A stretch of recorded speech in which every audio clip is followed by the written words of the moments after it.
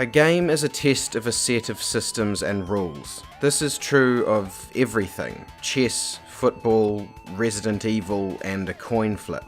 The test isn't always of a skill or fair, but a coin flip does test your guess against the rule that the face-up side wins. It follows that a video game is a series of tests of a set of gameplay systems. Usually, a game which teaches its systems well and tests the player thoroughly on all of them would be called well designed. But what about games which have very broad tests with very granular mechanics, like Just Cause or Devil May Cry? What about software where you have to make your own tests within the mechanics, the ones with no significant win states, like Minecraft? If testing the player on all the different mechanics is good, then why are color-coded enemies in DMC terrible? The Just Cause games were the first time I really intellectually struggled with the idea of making my own fun. These games have infinite parachutes, skydiving, wingsuiting, climbing on top of jet planes, and causing massive explosions is pretty much how you win every scenario in the game, so why is it so goddamn boring? The answer to this reveals a lot about me specifically, and very little about the actual quality of Just Cause 3. The reason I got sick of Just Cause so quickly was because in my massive pool of control options, including casual use of incredible physics systems that would have given a game designer a heart attack 20 years ago, I was using the most obvious and consistently reliable method of getting things done, which is shooting everything. Since Just Cause 3 is about blowing stuff up, I just shot everything until it blew up. I got the U1 screen and a bigger hole where my endorphins are supposed to come from. The tempting solution here to make this game more to my liking is to implement more points of interest that require the use of specific tools, or combinations of them. Maybe you have to blow up this particular tank with an RPG while parachuting, or pull this one down with tethers, or fly a jet into this radio dish. But having just suggested that, I don't think that would actually solve my problem. The appeal of Just Cause has always been that impossible action movie stunts are possible within the base organic gameplay systems. If you go and tell me to fly a jet into a building, I get no sense of discovery. Instead of going, oh my god, I can do that, I go, oh, that's a cool mission. I might remember I can do that at any time, but that joy of discovery and ingenuity is gone. Look how boring pulling down a tank with tethers actually is when I tell you I'm going to do it.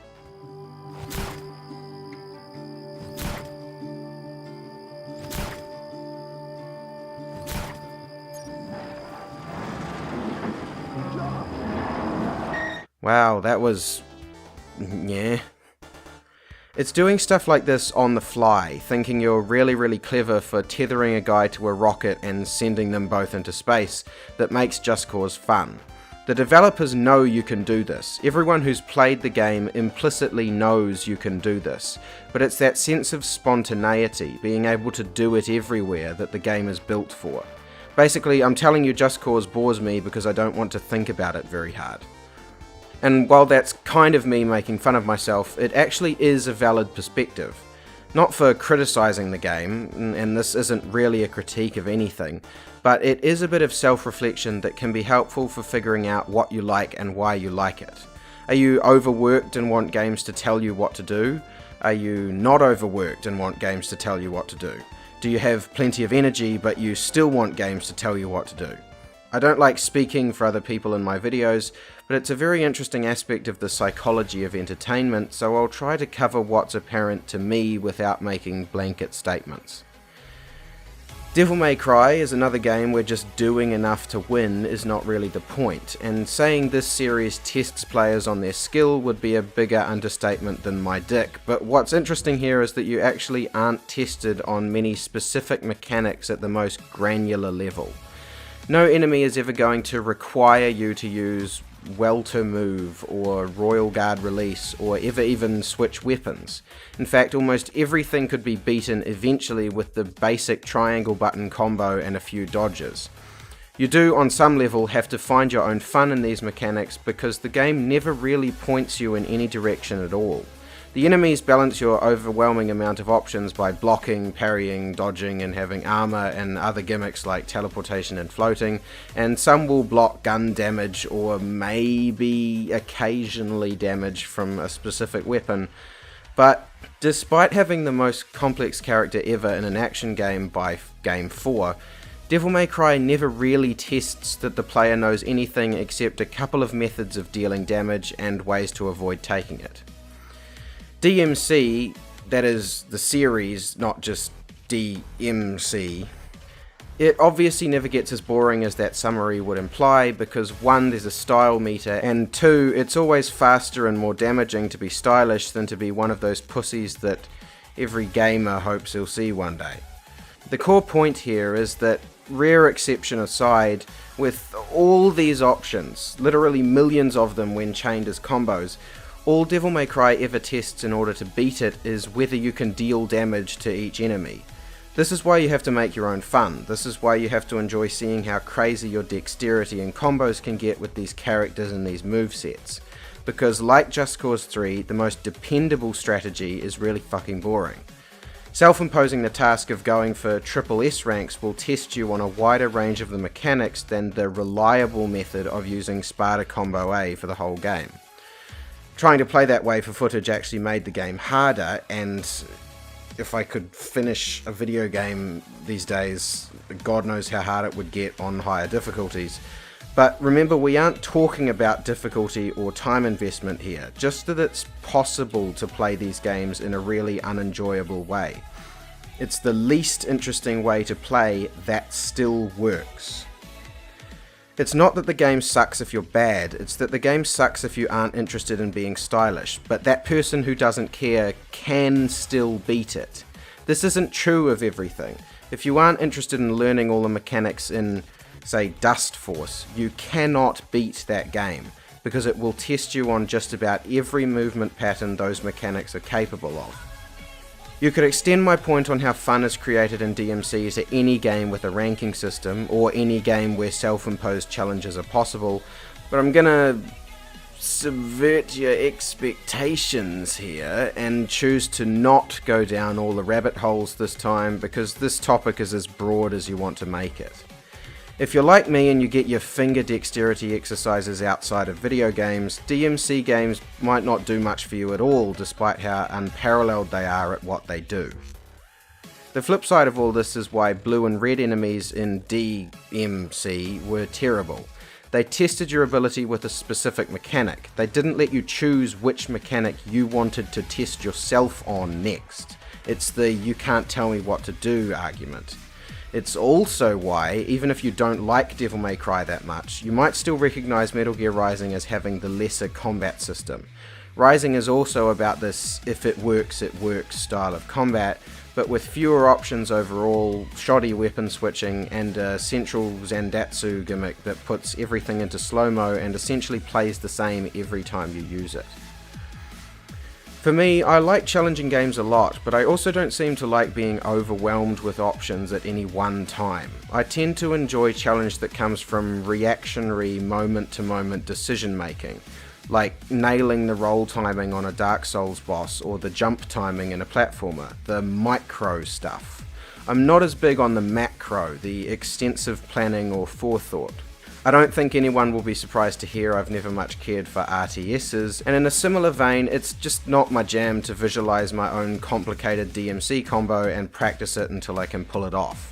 I certainly don't have to tell anyone I tend to dislike shallow games, but I do seem to enjoy being tested on new mechanics or combinations of them in a linear order until the challenge is exhausted.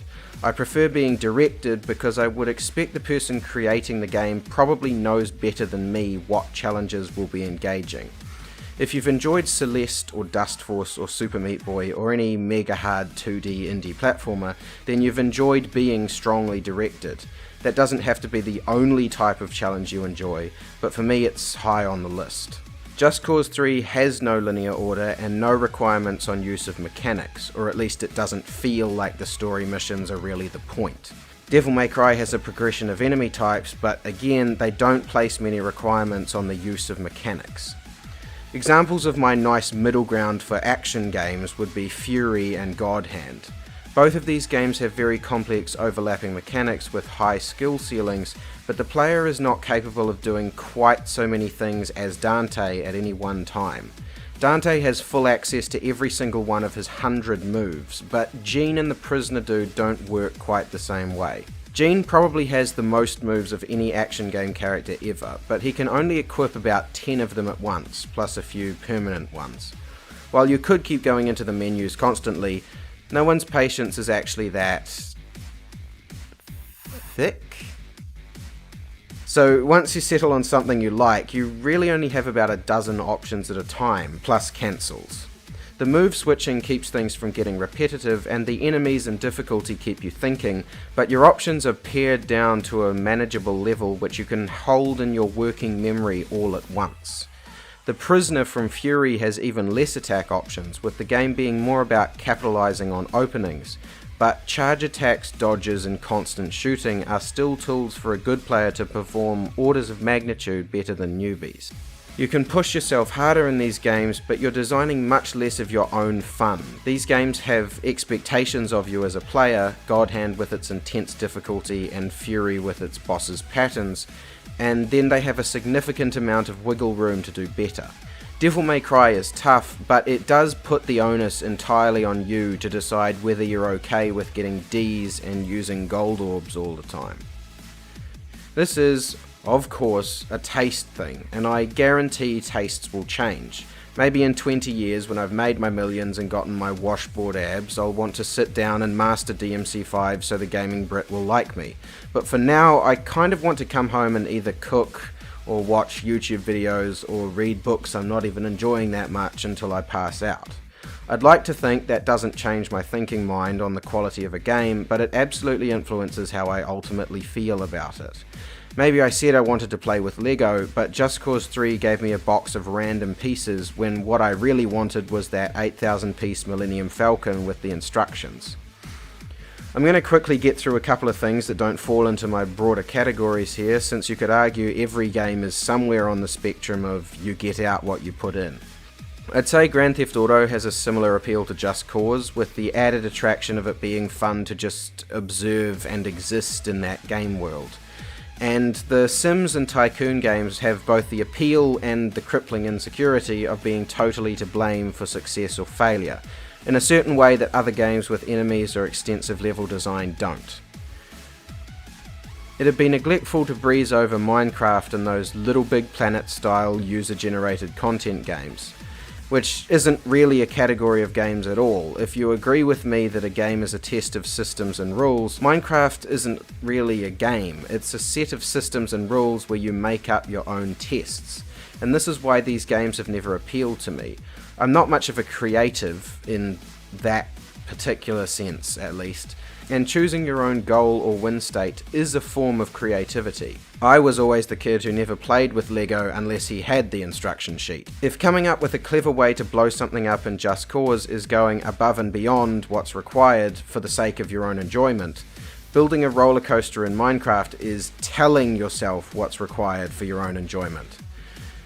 Building levels in something like Mario Maker is a step even beyond that. You get a say in which of the systems and rules are used as well as on the tests, and generally the enjoyment comes from telling someone else what's required. I'd like to think that most of us tell ourselves what's required of us every day, but doing that in a video game has never greatly appealed to me. If I'm spending my time on a game, I do ultimately want it to direct me, but not so much that I might as well watch a movie. Which means you've watched this video for 10 minutes to see me come to the incredible conclusion that I'm a picky bastard and you should never cook me dinner. In seriousness, I was tearing myself down in this video intentionally. Obviously, I think it's valuable to talk about games authoritatively, but anyone doing it will always undervalue individuality. Hopefully, there's a game out there somewhere that feels like it was made just for you. And how could anyone argue with that?